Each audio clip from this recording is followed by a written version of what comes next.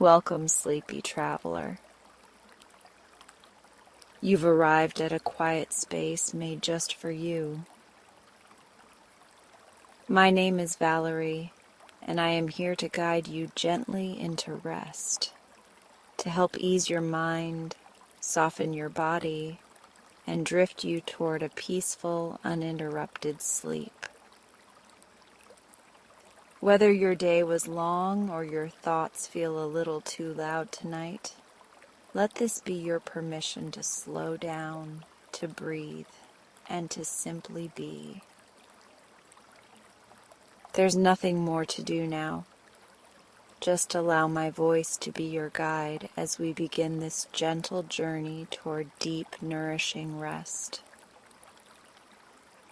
If you're new here, subscribe for sleep content like this, and like this video if you find it enjoyable. Let's begin with a soft breath in through the nose, and an even slower exhale through the mouth. Again, gently breathing in, and slowly, quietly breathing out. Feel the space around you softening. Your bed or your resting place is here to cradle you. There is nowhere else you need to be. As your breath flows gently, imagine a soft, warm glow surrounding your body. It begins at your feet, a quiet golden warmth. It gently moves up toward your ankles. There's nothing you need to visualize perfectly. This is a space of suggestion, not instruction. Let yourself drift between images and feelings. The warmth moves slowly through your legs, releasing any lingering tension, soothing the muscles. If your thoughts wander, that's perfectly okay. Thoughts are like soft clouds passing by. Let them come and go. You're not trying to sleep. You're simply welcoming rest. And sleep in its own time will come. The warmth reaches your hips now. You may notice your body sinking deeper into comfort. The surface beneath you is kind, holding you with ease. Let the gentle glow continue to rise, flowing into your lower back, softening every inch it touches. Notice your breathing once again. Is it slower now? More natural? Let your chest relax. No pressure to change anything. Just an invitation to be at ease.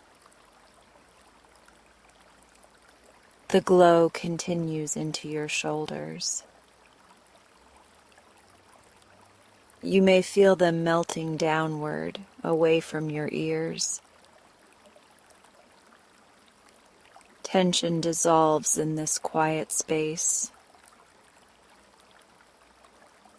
And now the arms. down through the elbows, wrists, and into each hand. A soft hum of stillness moving with the breath. Your fingers might even tingle slightly as they rest. Or perhaps they feel warm, heavy, or light. Whatever you feel is just right for you. Bring your attention now to your neck. So often this space carries what we didn't say or couldn't. Allow it to release. The back of the neck softens. The front of the throat loosens. And the jaw, yes, even the jaw, releases its grip. Your tongue rests gently in your mouth. The space behind your eyes softens. The forehead smooths like a quiet pond at dusk. Your entire face relaxes. There is no performance here, only presence. As you rest in this stillness, your breath continues its easy rhythm. Your body knows what to do, and you are safe to let go. You may begin to notice the edges of sleep gently approaching. Not as a command, but a quiet friend walking beside you. It may take your hand. Even if sleep doesn't come right away, you are still resting, still restoring, still nourishing your heart and body. And now I'd like to offer a gentle reminder. If this space brings you calm, comfort, or peace, consider leaving a like, a comment, or subscribing to the channel. It helps others find rest too, and it means more than you know. Now let us return to the quiet, to the rhythm of your breath, to the warmth that continues to cradle you. In this soft darkness, your thoughts can float. No direction, no demand. Just movement. And beneath that, stillness. Like the calm beneath gentle waves. Like the hush of a forest after the rain. Every moment that passes, your body renews itself. Every breath invites more ease. You are resting deeply now. Even if part of you still listens, part of you is already drifting. That's okay. This meditation was never about effort. It's about softening, about giving yourself permission to pause, to simply be. You might imagine a soft breeze brushing past a curtain, or the sound of waves washing over a quiet shore, or a blanket pulled gently to your chin. These images are not required. They're only offered, like gentle hands offering you comfort. Let your thoughts drift now. If they return, let them. They will pass like clouds across the sky. Your breath knows how to soothe you. In,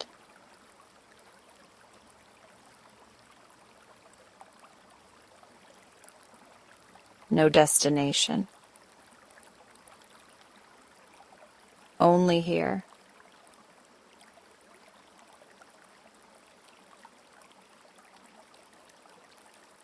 The warmth remains with you, glowing faintly in the background of your awareness. A quiet guardian of your rest.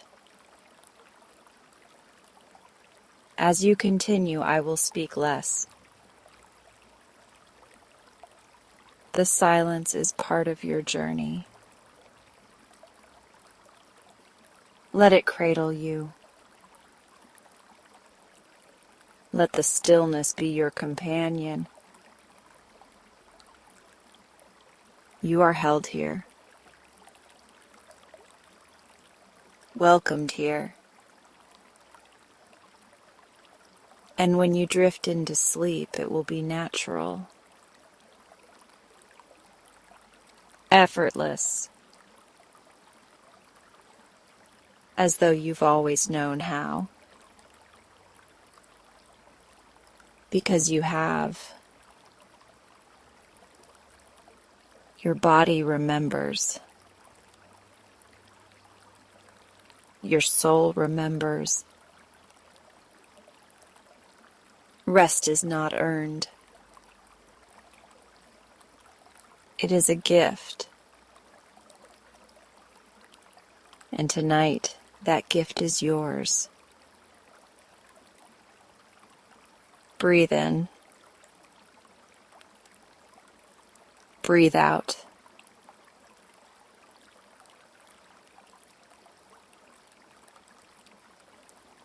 Let go. You are already on your way. Sleep is just a breath away. Now imagine a soft light gathering around you. It shimmers gently like moonlight over still water. This light is warm, safe, and deeply calming. You begin to feel yourself becoming lighter, as if a soft breeze is lifting you just enough to carry you gently like a leaf on the wind. You are floating now, slowly and effortlessly, and below you stretches a wide, peaceful land, blanketed by early morning mist. The sky above is lavender blue, with the faintest traces of stars. You drift gently downward, the earth welcoming you with open arms, and your feet touch the soft, dewy grass. You've arrived in the meadow beyond the mist. Take a moment to notice where you are. All around you, the meadow stretches like a silver sea. Tall grasses sway softly in the breeze, each blade catching the morning light. Gentle hills roll in the distance like a lullaby. The air is cool and crisp, with the scent of lavender and sweet grass. Each breath fills you with a deeper calm. Here, time moves differently. There is only ease, only stillness. As you begin to walk slowly through the meadow, each step feels like a whisper. Your feet barely disturb the earth. The mist curls around your ankles like a friendly cat, wrapping you in comfort. In the near distance, you see a tree, tall, ancient, and kind. Its branches reach wide, as if offering you a place to rest beneath its arms. You walk toward it slowly, hearing the crunch of tiny twigs and the rustle of leaves saying hello. As you approach, the mist parts gently, revealing the base of the tree. It is surrounded by soft moss, thick, springy, and cool to the touch. You sit and then lie back, letting your body rest deeply against the earth's cushion. Above you, the leaves shimmer like little stars, dancing softly in the wind. They seem to hum a lullaby, a quiet, ancient song that says, "You are home, you are loved, you may rest now." You close your eyes. The hum of the meadow surrounds you. A gentle wind, a rustle of grass, a bird calling in the distance, all soothing, all soft. And as your body melts into the moss, your thoughts begin to quiet, like ripples settling on a still pond. In this peaceful place, you begin to dream. But these are not ordinary dreams. These are gentle, guiding dreams that carry you deeper into rest. In your dream, you are no longer lying still. You are drifting once more, floating gently above the meadow. The mist curls around you like a blanket. The sky above begins to lighten into morning gold. You pass over a quiet brook. Its water glistens with sleepy starlight. You can hear it giggling gently over the rocks, as if it knows the stories of every creature who's ever come here to rest. Further along, a family of deer grazes in the quiet. Their movements are slow and graceful. One lifts its head to meet your gaze, and in its eyes is only peace, a reminder to let go, to trust the softness of this moment. You drift onward, past wildflowers that nod their sleepy heads, past stones warmed by the sun's memory. Every part of this land is dreaming with you. The wind carries the scent of jasmine and earth. You breathe in deeply and let go a little more. Now the path brings you to a glen where a gentle pond mirrors the sky above. You hover just above it, seeing your reflection ripple softly in the water. But your reflection is not just your face, it is your soul, calm, radiant, and held. The water whispers, "You are enough, you are safe, you can rest now." A small fox trots by, pausing to look at you with bright, kind eyes. She bows her head, then disappears into the mist, as if blessing your journey. Slowly now the mist begins to rise higher, softening the edges of the world, cocooning you, rocking you gently, cradling you into deeper stillness. You no longer feel the need to move, only to float, only to breathe, only to rest. The breeze carries the distant chime of bells, tiny silver notes of calm, like a lullaby written just for you. You feel the dream draw you downward again, back to the moss beneath the tree, back to your place of rest. The tree sighs with you, a great loving exhale. You are wrapped now in layers of warmth, moss beneath you, sky above you, stillness all around. You've walked the meadow, you've drifted through mist, and now you have arrived at the edge of sleep, that sacred place where body and soul surrender to peace. There is nothing more to do, no more paths to walk, only rest now, only softness, only sleep. Let your breath grow slow and even. Let your muscles relax even more deeply. Feel gravity's kindness as it pulls you closer to the earth, held, supported, loved. As you drift now into dreams, know that you are not alone. This meadow will always be here, waiting in the quiet mist, ready to welcome you home. Let the story fade. Let your thoughts dissolve like clouds. Let sleep take you.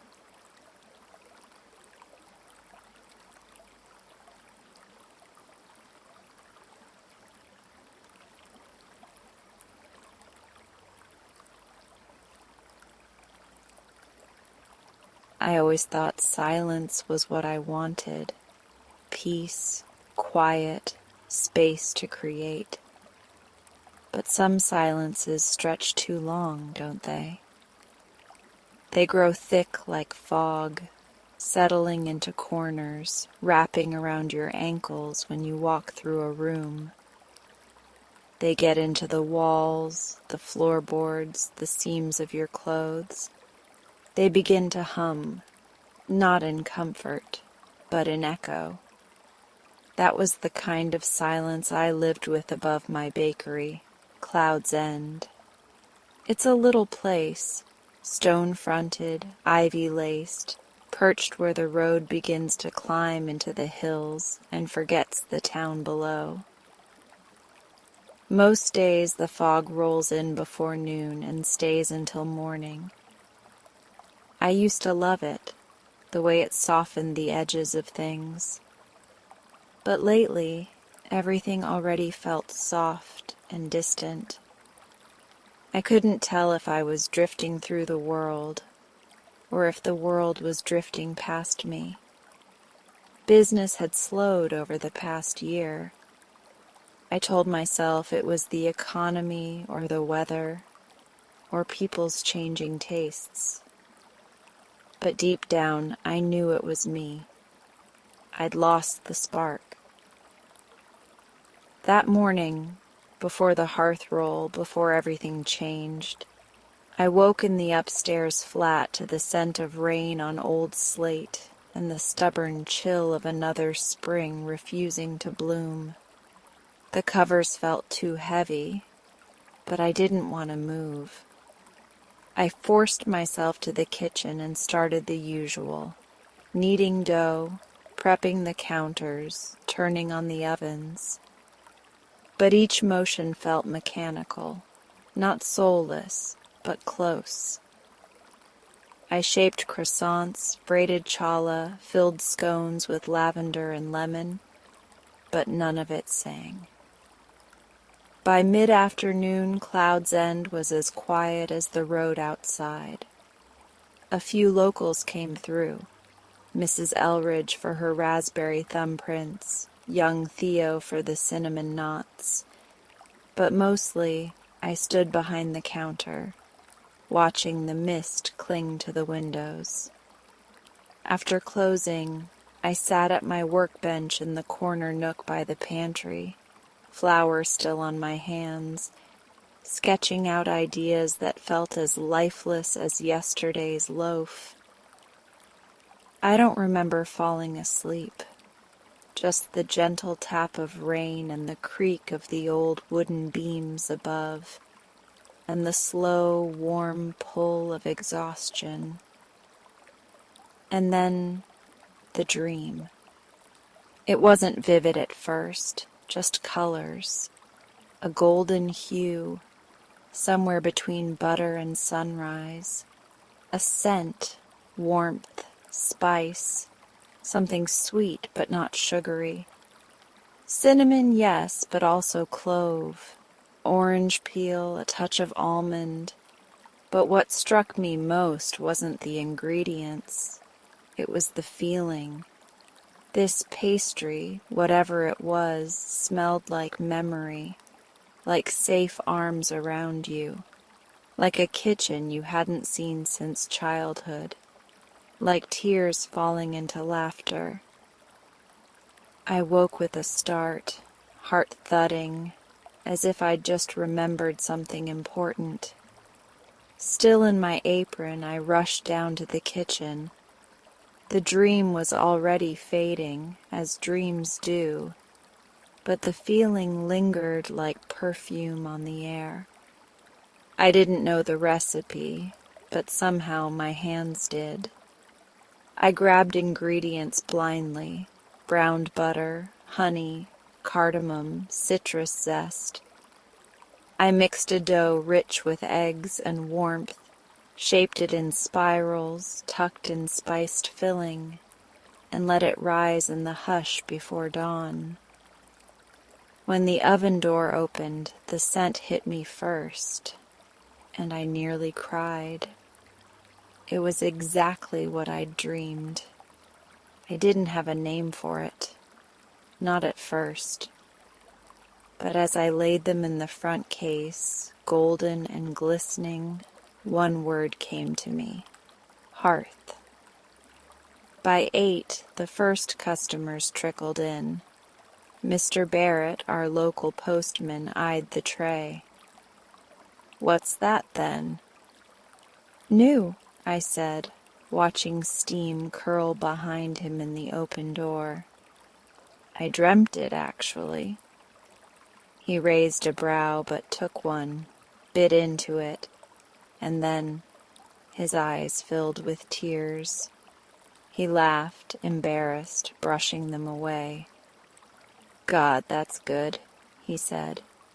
"Tastes like my mum's kitchen. Christmas morning, maybe. Haven't thought of that in years." I wrapped 2 more for him to take. The next customer said it reminded her of her grandfather's cottage in Wales.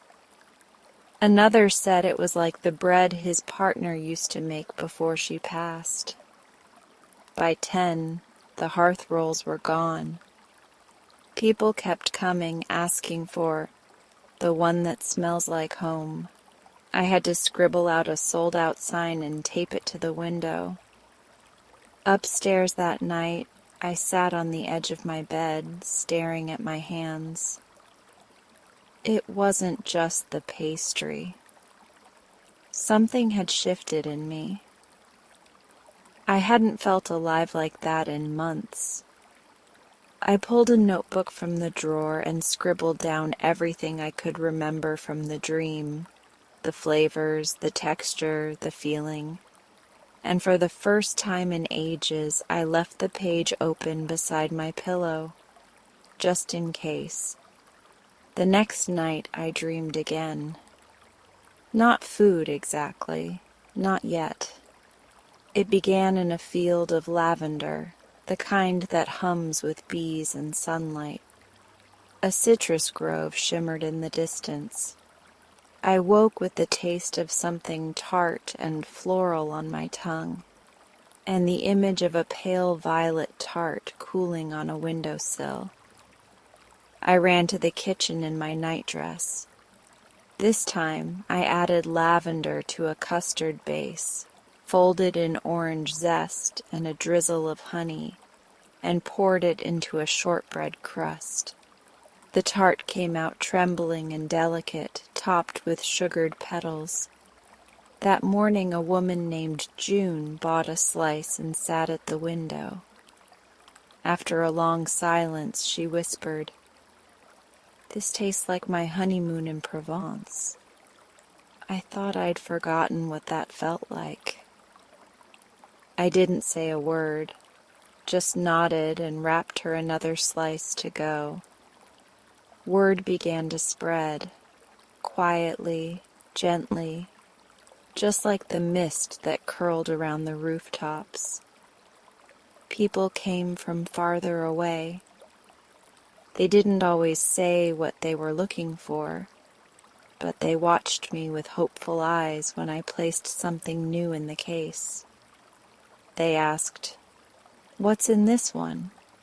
And I'd reply, "A dream," because I didn't have another word for it. Each dream left me with more than a recipe. It left me a feeling, a thread, a memory that wasn't quite mine but somehow lived inside me. I started recording them religiously, a dream journal by my bed, a stack of flour-dusted notebooks in the pantry, and slowly I came back to myself. The silence in the upstairs flat didn't feel quite so hollow anymore. It felt intentional, like waiting for a song to begin. I began lighting a candle by the window each night, a tiny beacon in the fog, for the dreams, for the memories, for whatever was guiding my hands. One morning I stepped out to check the mail and found a note tucked under the mat. No return address, just 4 words in careful script. "Your pastries remember us." I sat on the stoop and let the words settle into me like warmth from a freshly opened oven. Maybe that's what the hearth roll was all along. Not just a pastry, not just a dream, a remembering, a homecoming, and maybe, just maybe, a beginning. I never intended to become a dream baker.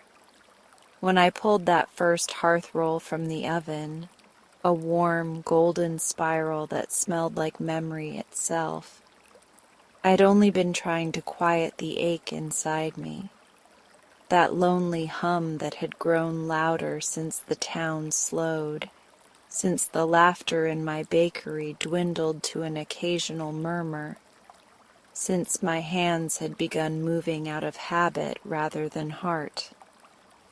But then came the dream, and the hearth roll, and everything shifted. I started keeping a notebook on my nightstand. At first, it was just a few scribbles, shapes, colors, flavors I thought I'd tasted in sleep. Then came textures, emotions, stories. Some nights I woke up with the scent of something still clinging to me, a fragrance not of flour or sugar but of something deeper, like my dreams had started steeping in meaning. One of the first real recipes came on a night thick with mist. In the dream, I stood barefoot in a sun-drenched orchard, citrus trees heavy with fruit. A woman in lavender walked toward me, her arms full of lemons.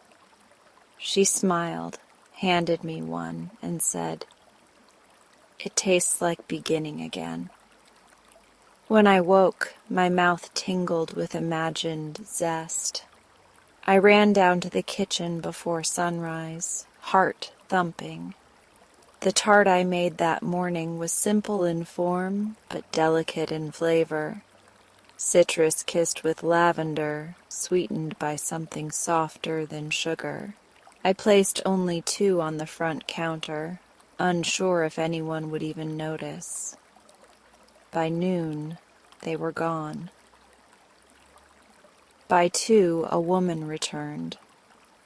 I recognized her vaguely, Mrs. Dalrymple, the widow who always wore her husband's scarf like armor. She held the empty tart box with both hands and said softly, "It tasted like Provence, like the picnic we had on our honeymoon.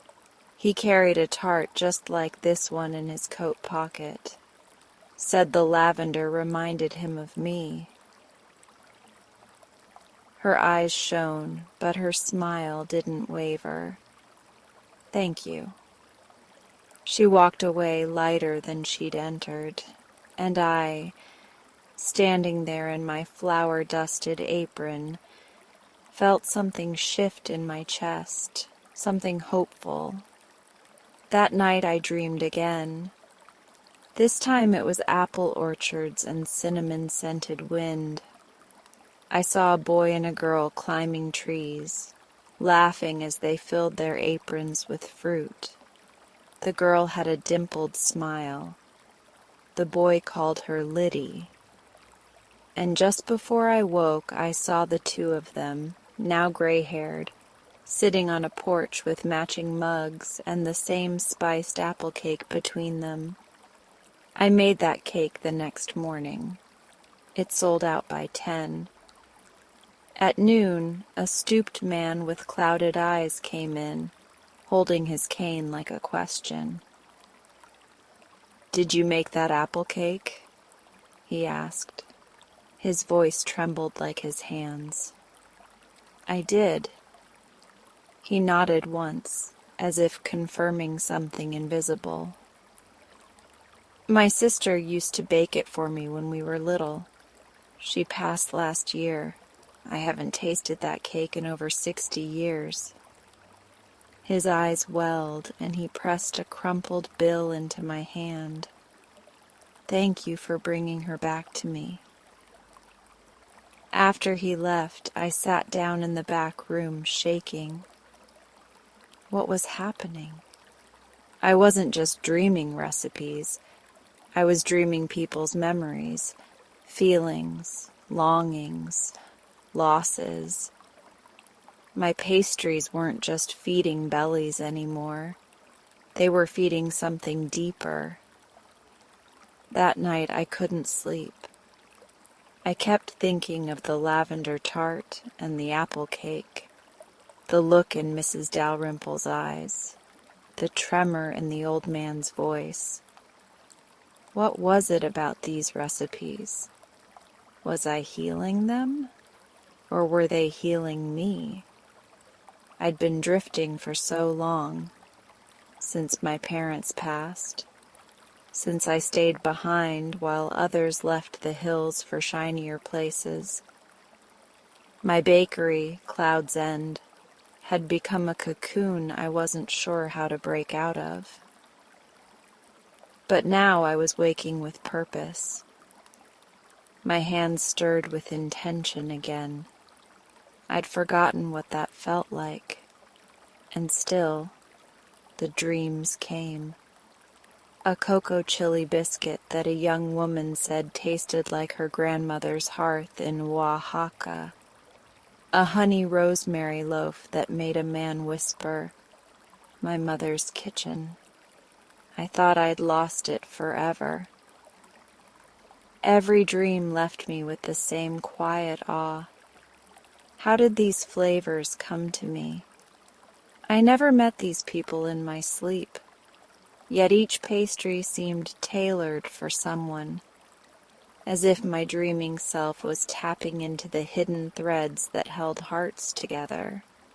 I started labeling them memory pastries, but only to myself.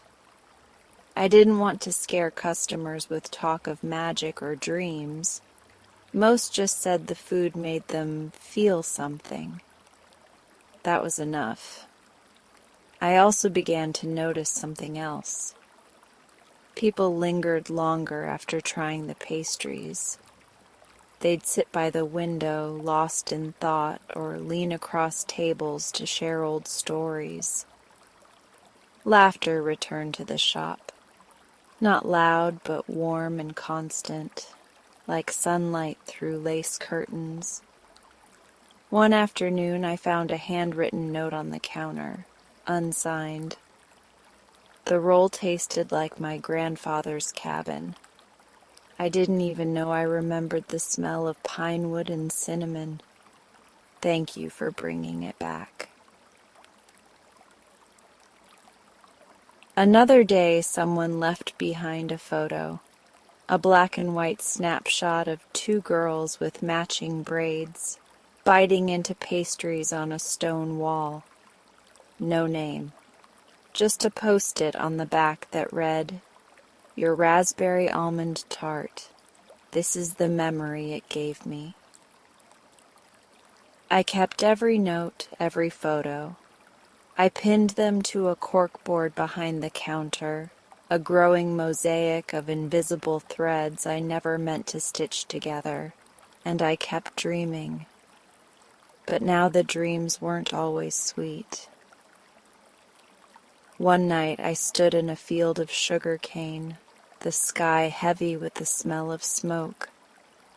I woke with tears on my pillow and no recipe. Another time I dreamt of kneading dough with trembling hands while a door slammed in the distance. Then silence. That morning, I didn't bake. I made tea, sat by the window and let the fog roll in. Were these memories too? Were they warnings? Or just shadows that passed through? I started to wonder, if food can heal, can it also carry pain? One morning I baked a lemon-thyme shortbread with a strange aching in my chest. I didn't know why. It just felt important. I only made 4. A girl came in near closing time. She was maybe 19.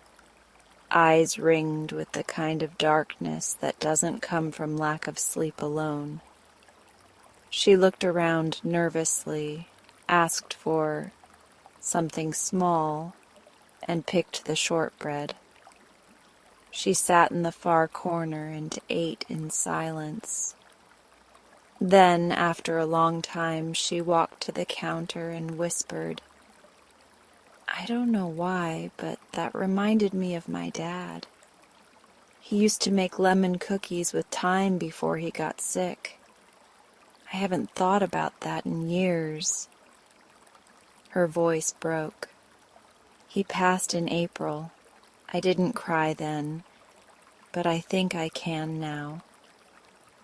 She left a $5 bill and a pressed sprig of thyme on the counter. I locked the doors early that night, and cried, too. Not out of sadness, exactly, but something deeper. A mix of reverence and release, as if every pastry pulled me closer to something sacred. The townsfolk began to speak in hushed tones about Olivia's dream pastries. Some said I was a witch, others an angel. Most just smiled knowingly and called me a miracle worker when I handed them a slice of memory. I didn't correct them, because I didn't understand it either. All I knew was this: the more I dreamed, the more I baked. The more I baked, the more people returned. And with each returned face came stories, lost ones, quiet ones, the kinds whispered on porches or written in the corners of forgotten diaries. And with each story shared, something in me softened, healed. The loneliness I carried like a second apron began to lift, slowly, like fog rising from the hills. The bakery filled again, not with noise or bustle, but with presence.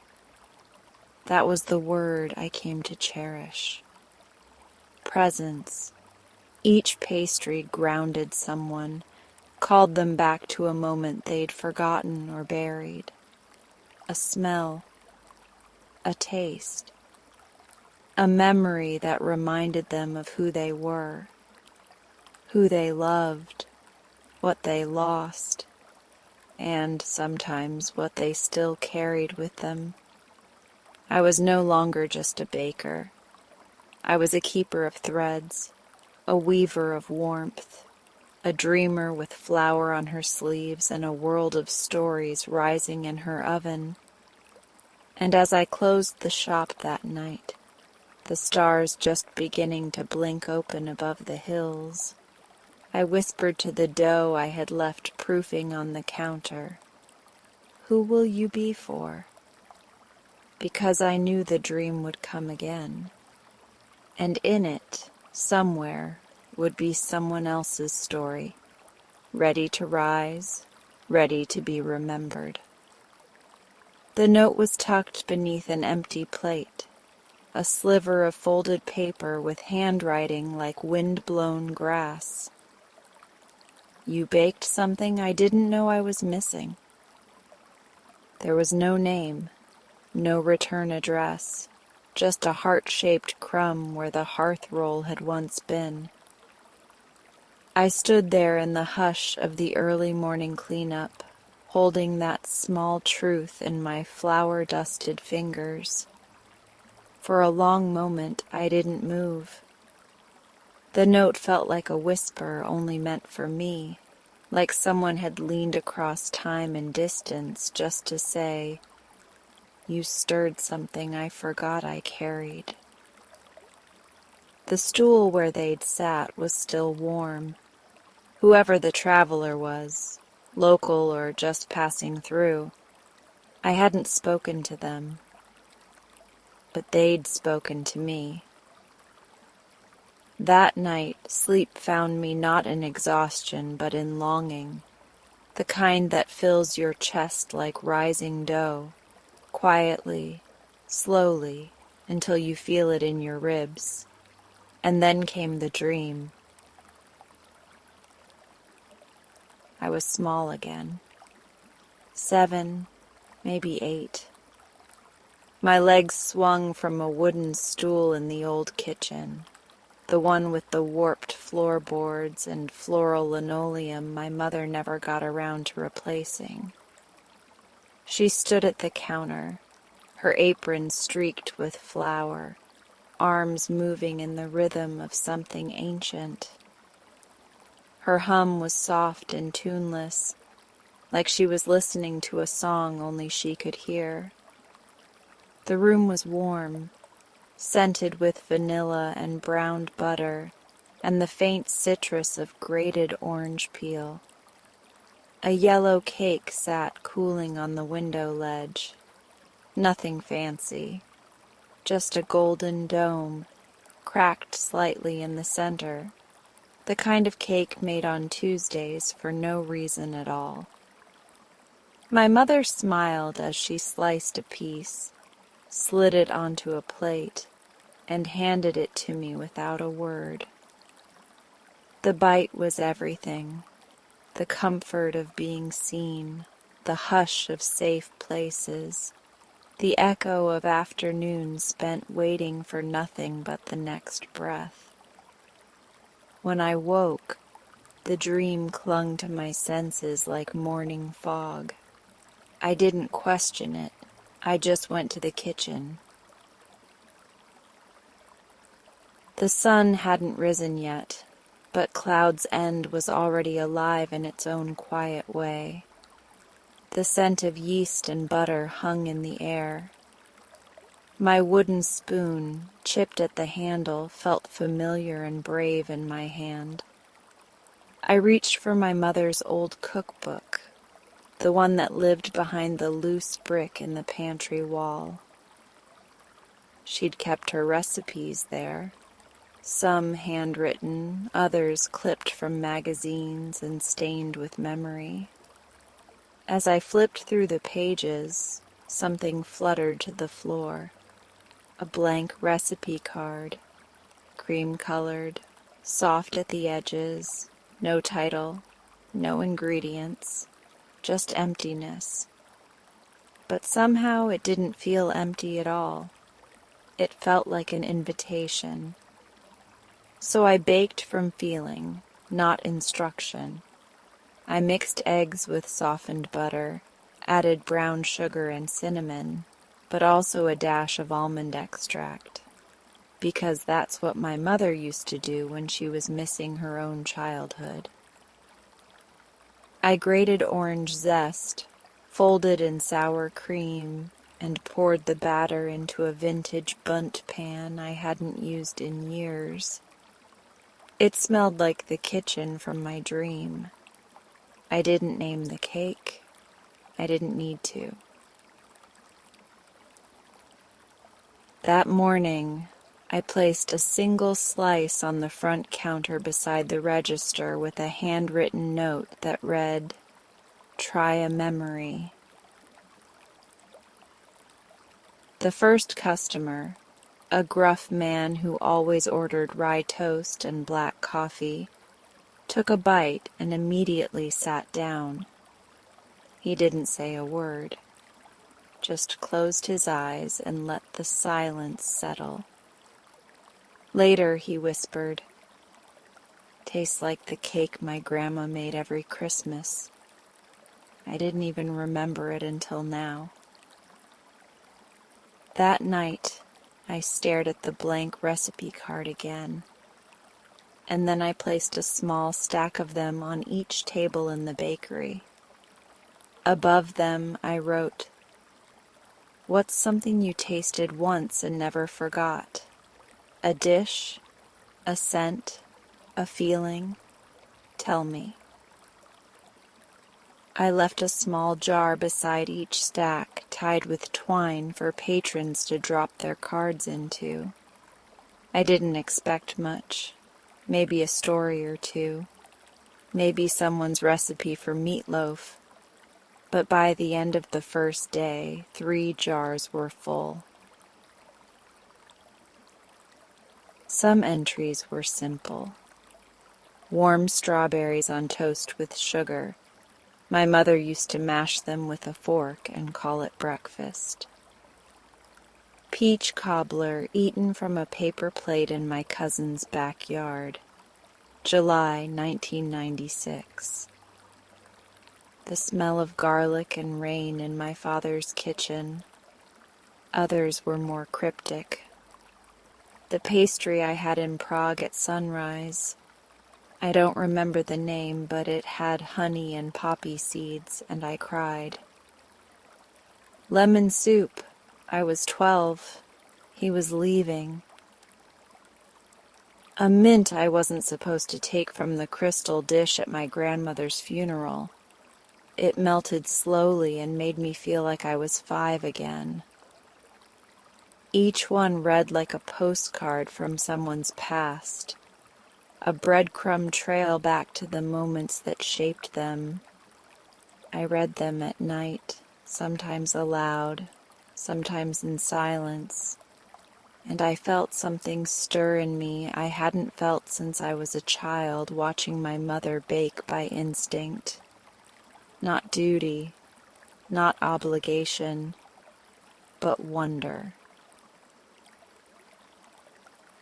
I began dreaming differently, less of recipes, more of feelings. One dream brought the clink of teacups on a wrought iron table, the scent of rosewater, and a warm breeze fluttering linen curtains. I woke and baked rosewater tea biscuits, dusted with cardamom sugar and paired with a soft lemon glaze. Another dream gave me the sound of laughter from a wooden dock, bare feet, and a sticky watermelon slice eaten in secret. I tried my hand at a watermelon jam galette with a touch of lime and sea salt. It sold out before noon. My baking was changing, not just the ingredients, but the reason. I wasn't trying to impress, I was trying to remember. To help others remember too. Cloud's End, once a sleepy little hillside bakery with polite smiles and small talk, had become something else entirely. A place where people came to taste pieces of themselves. One afternoon, a girl of no more than 16 lingered by the jar on table 2. She scribbled something, hesitated, then dropped her card in like it was a confession. I waited until she'd gone, then fished it out. Raspberry thumbprint cookies. Mom used to let me press my finger in the center. I haven't seen her since I was 10. I baked a small batch the next morning, using almond flour and seedless raspberry jam, the kind that clings just enough to leave a trace on your lips. I placed them in a tin with a pink ribbon and set them on the table where the girl had sat. She came back the next day, saw the tin, and cried. Didn't say a word. Just held the tin like it was too fragile to open. But she did, and she stayed for tea. I began pinning some of the cards to the corkboard by the register, calling it the Recipe of Memory wall. Others, the more delicate ones, I tucked into a book I started keeping near the pastry case, Cloud's End, Dream Recipes and Remembered Things. People would flip through it while waiting for their drinks, sometimes adding their own scribbled notes in the margins. One woman copied a card that said, "Apricot scones eaten barefoot on a fire escape," and wrote beneath it, "I thought I was the only one who did this." There was something healing happening, not just through the food, but through the remembering, and somehow through the sharing. Late one evening, as the sky turned lavender and the last of the cinnamon steam faded into the rafters, I found another card on the counter. Blank, but on the back, in the same hand as the original note, was a message. Still traveling, but I think I'll stop by again. There was no signature, just a pressed wildflower tucked inside the fold. I placed the card in the front of my dream journal, where I now wrote both my sleep recipes and the memories others shared with me. I didn't need to know who they were. I just knew they'd tasted something that mattered. I used to think baking was a kind of ritual. You follow the steps, measure carefully, and the results will always be the same. Reliable, predictable. But that was before the dreams, before the blank card, before I understood that sometimes recipes are written in emotion, not ink. That a pinch of longing and a dash of nostalgia can be more powerful than any flour or spice. Now when I stand at my counter in the early hush, wooden spoon in hand, I don't ask, "What should I make today?" I ask, "What is someone missing?" And I listen, to the dreams, to the cards, to the quiet echoes that rise in steam and sugar and soft crumbs. Because here at Cloud's End, we don't just serve pastries, we serve pieces of home, even the ones you didn't know you'd lost. And just maybe, someday, when the traveler returns, I'll bake the cake they're still carrying in their heart, even if they haven't tasted it yet. The storm came in the early afternoon, low and slow, with a hush that fell over the hills like a woolen blanket. I had just pulled a tray of rosemary shortbread from the oven when the lights flickered once, twice, then faded completely, leaving only the warm amber glow of the gas flame and the silver-gray light seeping in through the windows. The silence that followed wasn't unsettling. It felt like exhale. I stood in the middle of Cloud's End, the smell of toasted sugar and piney herbs curling through the quiet. Without electricity, the radio had cut off mid-song, and for a moment I just listened to the patter of rain softening into a drizzle, the creak of wooden beams settling, and my own breath. And then I lit the candles. There's something sacred about baking by candlelight. The flame flickers like breath itself, and every movement becomes intentional. I felt my hands slow as I stirred a batter for fig and almond tartlets, the recipe drawn not from a book but from last night's dream. A sun-drenched courtyard, a long wooden table, a fig tree growing through the center, heavy with fruit. I had woken with the taste still lingering on my tongue, the richness of almond, the jammy sweetness of fig. As the tartlets baked, golden and fragrant, a knock came at the door. I opened it to find Mrs. Alder from the bookshop standing with her shawl pulled up against the mist.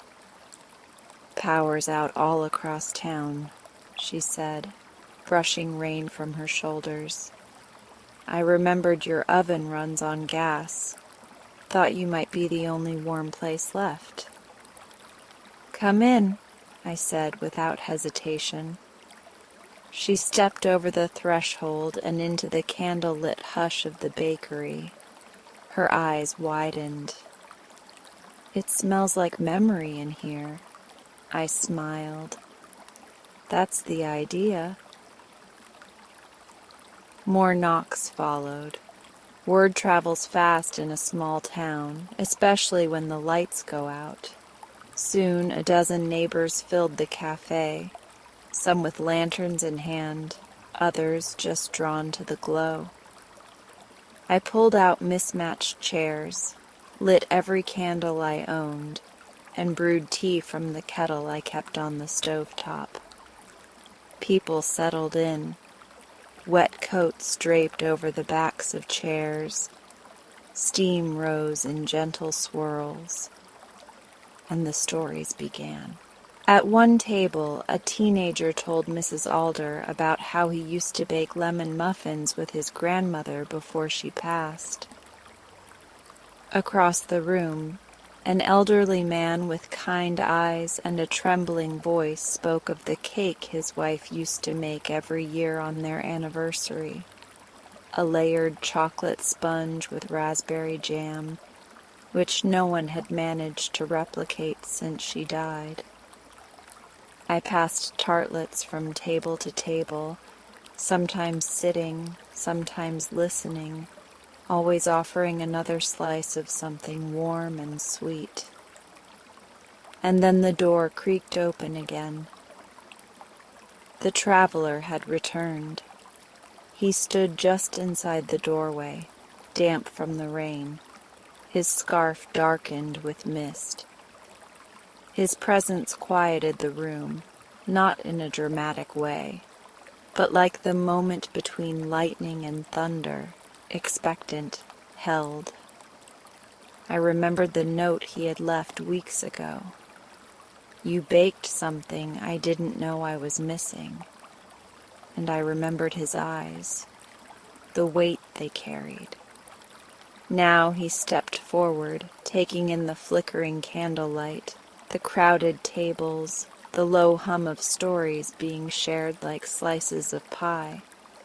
His gaze landed on me, and the corner of his mouth lifted.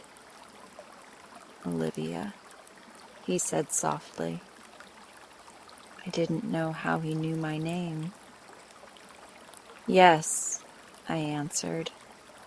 "Welcome back." He stood beside the display counter, his hand resting lightly on the glass. "The hearth roll," he said, nodding toward a half-empty tray. It brought me back. I gestured toward the kitchen. "There's something new tonight, dream-born like the others." He followed me behind the counter as I plated a fig and almond tart. The crust was golden, the filling glistening slightly from its warmth. I handed it to him without a word. He took a bite. For a long moment he said nothing. Then his eyes shimmered, and he closed them. When he opened them again, he looked lighter, like something in him had unclenched. "I think," he said, voice barely above a whisper, "I'm ready to try again."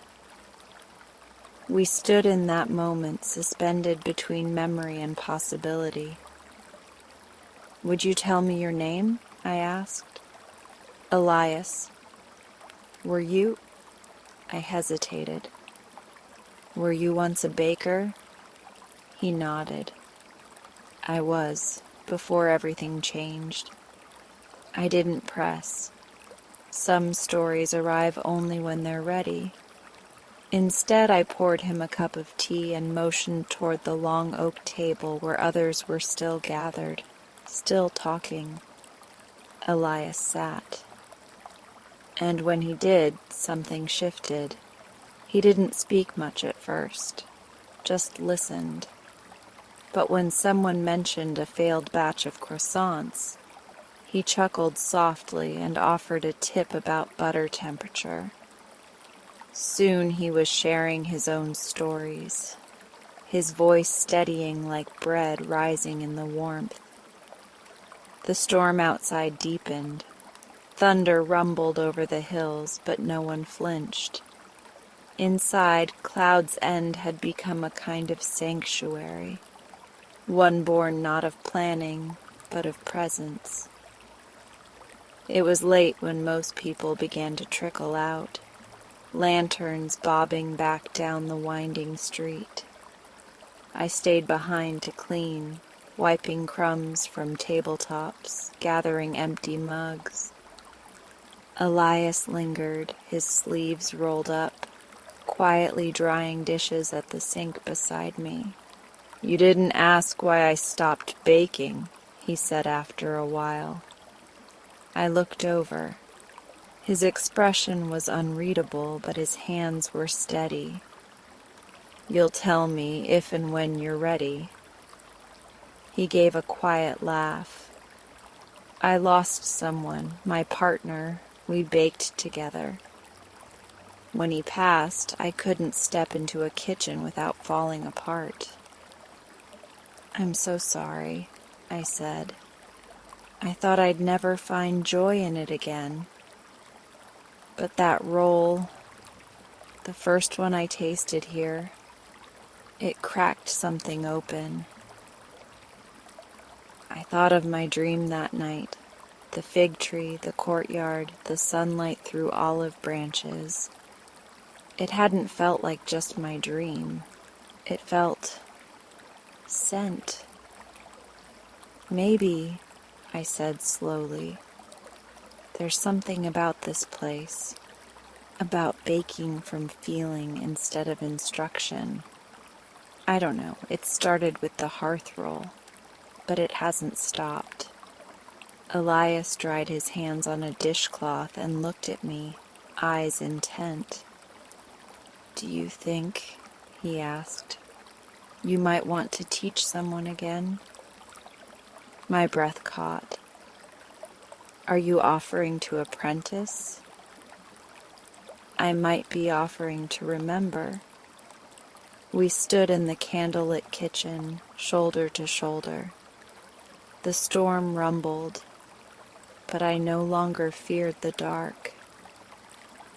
That night, after he left, I sat by the window with my dream journal open, the blank recipe cards stacked nearby. Outside, the street lamp flickered back to life as power returned, casting a halo over the cobblestones. I didn't need the light. A new recipe was already forming in my heart. Warm pear, brown sugar, and a trace of thyme. I wrote the ingredients by feeling, not measurement, and tucked a blank card under the bell jar on the counter. "What memory would you bake into a pastry?" The sign beside it read. I fell asleep not long after and dreamt again, not just of pastries this time, but of a long wooden work table in a sunlit kitchen. I wasn't alone. Elias stood at the counter beside me, his hands dusted in flour, laughing as he folded dough. And behind us, on every shelf and surface, were pastries glowing with the warmth of remembered joy. Mornings began earlier now, not out of obligation, but because I found myself waking before the alarm, drifting toward the kitchen with a soft hum in my chest. Like something inside me knew the dough needed tending before the day had even broken. Elias was always there before me, not out of punctuality or habit, but presence. Some people arrive without entering, you know, and some leave without ever truly going. He was the first kind. Each day the kitchen light flickered on like a sunrise made of copper and flour dust, and there he'd be, his sleeves already rolled, fingers pinching fresh thyme or folding butter into dough like he was mending something. I used to bake alone, the way someone might whisper to the walls of an empty house. But with Elias, there was a second rhythm. Our silences matched. Our pauses held space for breath. We began sharing dreams over coffee and kneading. "I had one again last night," I said one morning, brushing flour from my fingertips. "The kind that doesn't quite feel like mine." Elias glanced over from the proving basket. "Tell me." I described it slowly, the way you describe a scent that won't name itself. There was a loaf, rustic, round, a hard crust, but when I cut into it, the center was so tender it nearly collapsed under the knife. And the smell, it made me cry in the dream. Not because it was sad, but because it reminded me of something I'd done or hadn't done, something I hadn't made right. He was quiet for a moment, nodding. "Sounds like forgiveness," he said. "Forgiveness?" I echoed, the word rising like steam. "Yes," he said, almost to himself. "Some things we don't bake to serve. We bake to release." That morning we created not from recipe but from feeling. We mixed rye and whole wheat, added a touch of honey, rosemary for memory, a whisper of sea salt. The dough was dense, needed time, like it wanted to think about what it would become. We named it the forgiveness loaf. I didn't write it on the chalkboard menu. Instead, we placed it in a small basket on the counter with a single card beside it. Take only if your heart feels heavy. Eat slowly. Breathe between bites. People noticed. They didn't ask what it was. They didn't need to. A teenage girl with mascara smudged under her eyes took a slice and sat at the back, cradling it like it might speak. A man in a pressed shirt who'd come every morning for a black coffee and nothing else stood in front of the basket for a long time before finally taking a piece and slipping out the door with it wrapped in a napkin. I began dreaming more vividly. Some nights tangled with scents and memories that didn't belong only to me. One dream was filled with the citrus-sharp air of a place I'd never been, and I woke craving cardamom. Another was of a lake at dusk, a cool silence, and the taste of something that lingered on the tongue like childhood. Elias helped me sort through them, gently, like a gardener walking through overgrowth, identifying which feelings had roots and which were just drifting. "These dreams aren't always yours," he said one day as we shaped dough. "They might be what others bring into this space, what the bakery catches." That made sense in a way I couldn't explain. Cloud's End had changed. Or maybe it had always been this way, and I was only now listening. One afternoon I found a note folded beneath a used plate. It tasted like the apology I couldn't say to my mother before she died. "Thank you." No name. Just a ring of raspberry jam at the edge of the paper and a tiny, smudged heart drawn in pencil. I read it aloud to Elias as we folded butter into puff pastry, and he smiled without looking up. "See," he said, "you're feeding more than hunger." And so we began to bake emotions. Not every day, not every pastry. But sometimes, when the dream came from deeper than the usual place, we listened. We shaped memory into crusts, sorrow into sweetness, grace into flaky layers. We called one tart the letting go. It had pear and rosemary, and something about it made people sit down and breathe deeply before biting.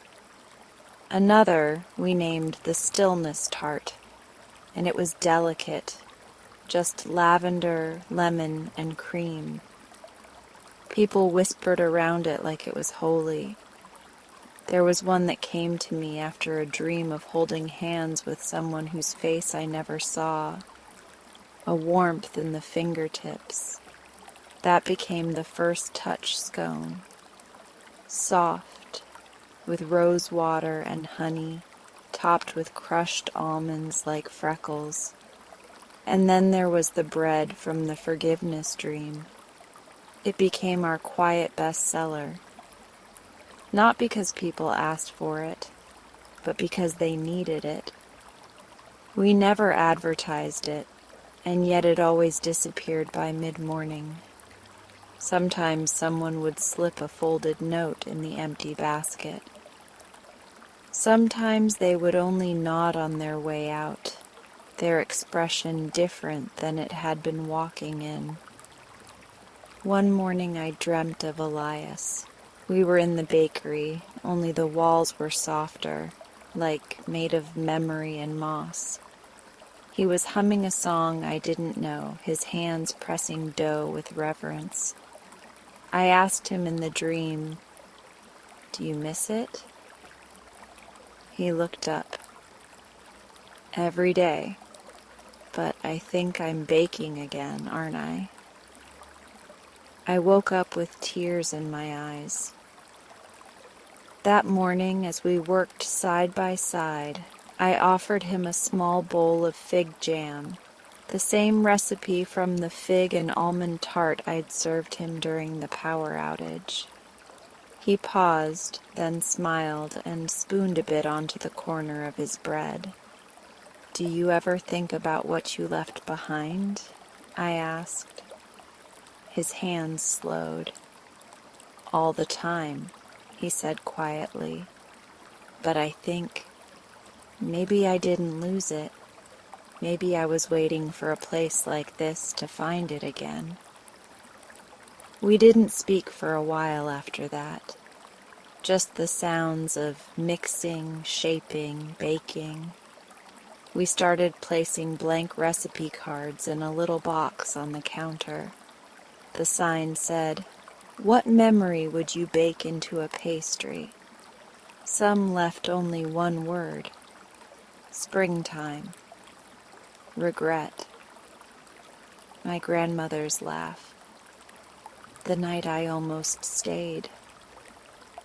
Some wrote longer stories, soft, unraveling paragraphs about gardens, lost friends, wedding days, farewells. One simply said, "Braid it into bread. I don't want to carry it anymore." Elias and I would sit at the window after closing, reading each one aloud like prayer. Some we folded and stored away.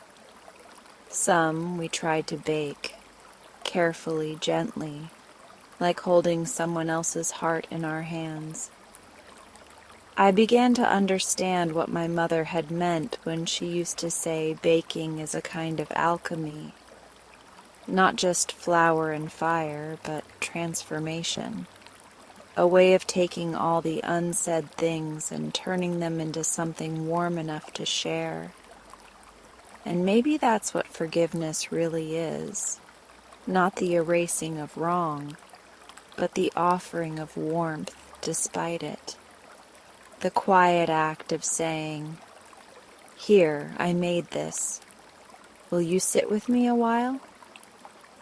There's a photo of my mother on the shelf above the spice rack. She's holding a pie with both hands, laughing at something outside the frame. I never knew what it was, but these days, I think I do. She knew what I'm learning now, that baking isn't about perfection or even pleasure. It's about presence, about putting a part of yourself into something meant to nourish another. One evening, as the sun dipped behind the hills, Elias reached for my hand after we'd cleaned the last tray. "I don't think I would have found my way back," he said, "if not for you."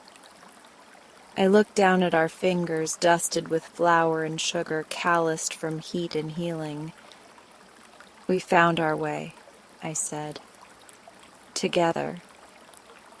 Outside, the lamplight flickered on. A couple walked past holding hands. Someone stood at the door, reading the card beside the forgiveness loaf. Then they stepped in, took a slice, and sat quietly at a corner table, chewing, thinking, maybe remembering something they hadn't touched in a long time. And in the kitchen, another dream waited to be baked. The night before the bakery's anniversary, I dreamed of my mother. It was the softest dream I'd ever had, like lying beneath a quilt that smelled of flower and jasmine, like Sunday mornings when the world outside didn't matter. She stood in our old kitchen, humming to herself as she kneaded dough, the sleeves of her robe rolled up, her hair still in mourning tangles. I didn't speak at first. I just watched, the rhythmic push and fold of her hands, the soft exhale of the dough as it rose beneath her palms, the light pouring through the window like honey. My heart ached, not the kind of ache that begged for tears, but the kind that held gratitude so deep it hurt. She turned, wiped her flour-dusted hands on a dish towel, and smiled at me. "You've done well, my girl," she said, voice as warm as fresh bread. "You've made a home." I tried to step closer, but the space between us held that strange, dreamlike resistance, like walking through warm molasses. I wanted to tell her about everything, about the hearth roll, about the fig and almond tart I'd baked for Elias, about how he now stood beside me every morning, brushing flour from my cheek with a grin. I wanted to tell her that baking had become more than business, that it had become a language, a way to listen, a way to speak. But before I could open my mouth, she reached for my hand. "Keep the warmth alive," she whispered, and then she was gone. I woke with her words in my chest. The sun rose golden and slow that morning. I stepped into the bakery kitchen barefoot, wrapped in my robe, and opened my dream journal. Instead of writing a recipe, I began to write something different, a story. Not a long one, just a memory. A time when I was 7 and I'd ruined a batch of birthday cupcakes by pouring salt instead of sugar. I'd cried so hard, convinced I'd ruined everything. But my mother had simply pulled out a second bowl, kissed the top of my head, and said, "Sometimes love tastes better the second time." I wrote that story on the inside cover of a leather-bound notebook, and on the next page I wrote the hearth roll recipe beneath the heading, "For the days you miss home."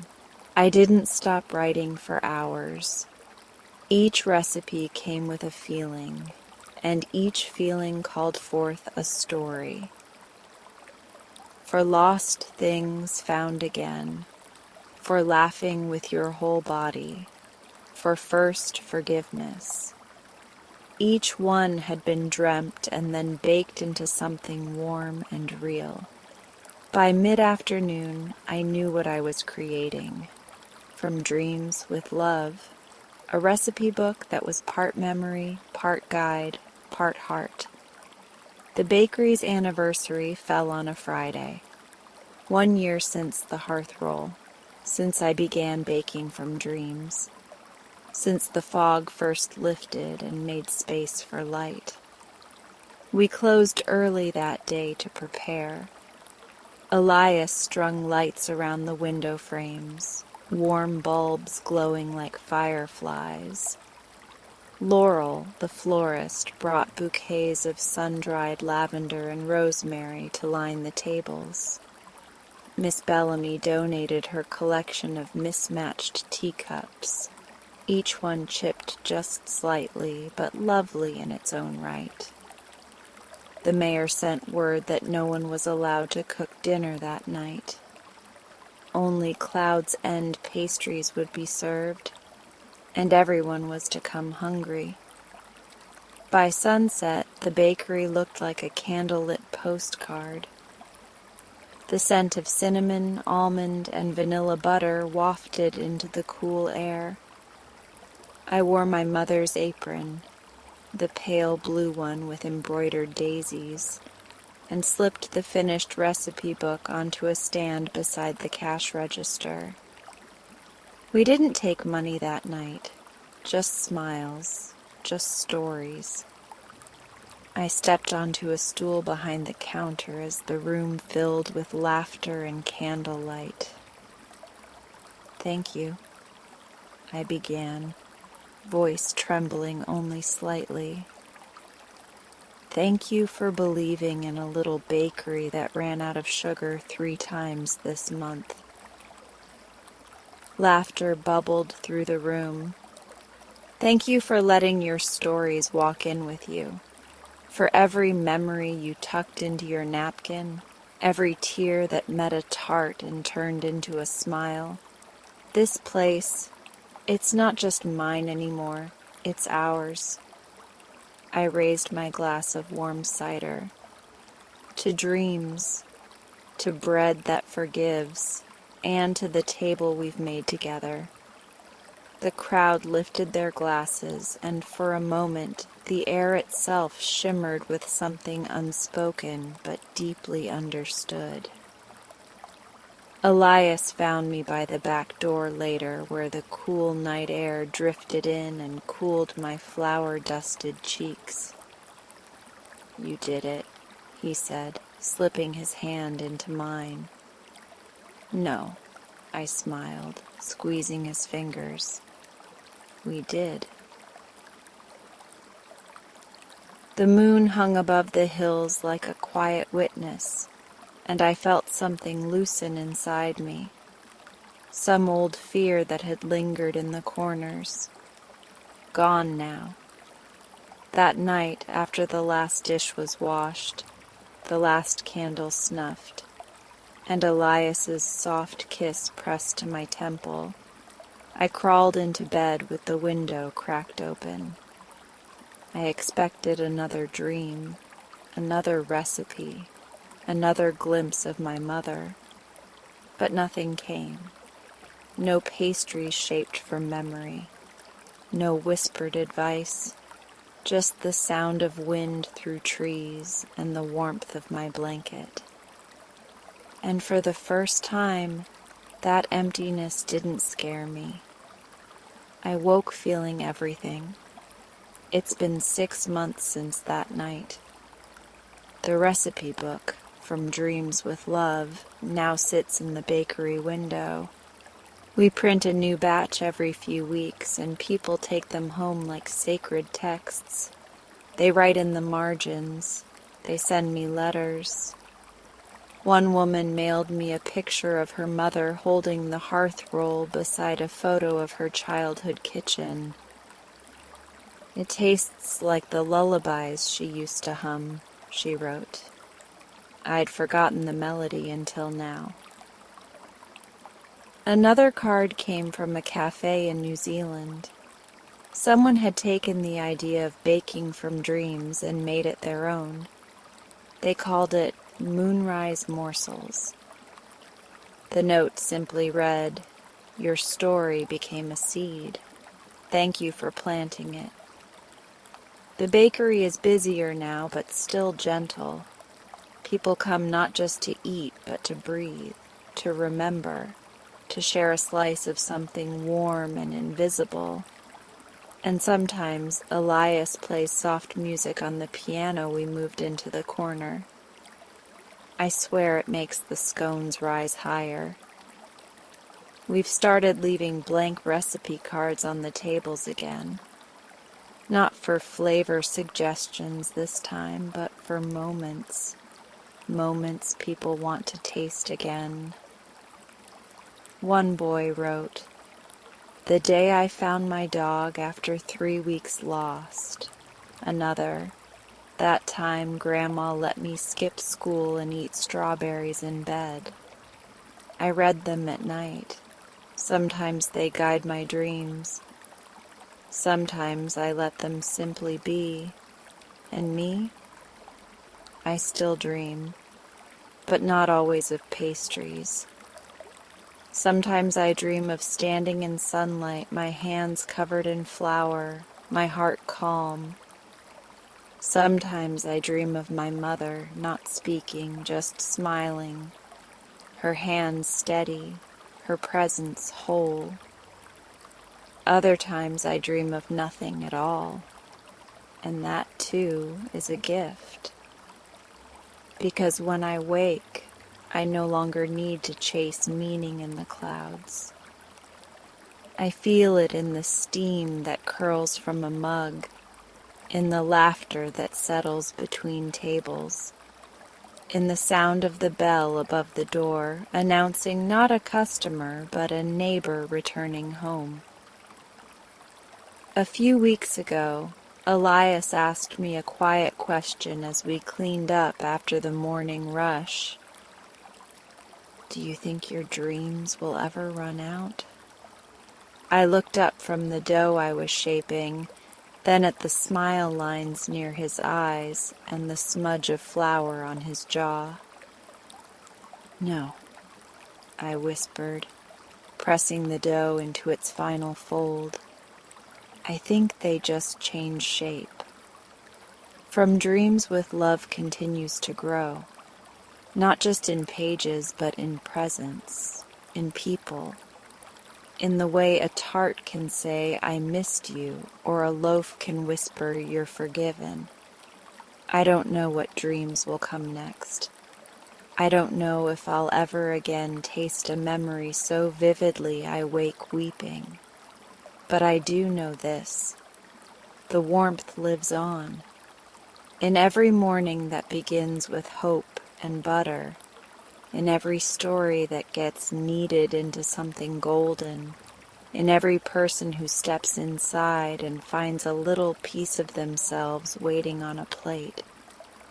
I once thought dreams were fleeting things, barely remembered by breakfast, but now I know better. Dreams are recipes. Dreams are stories.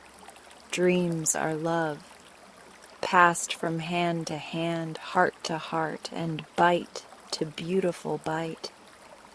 And this little bakery at the edge of the hills, it's home. At last and always, home.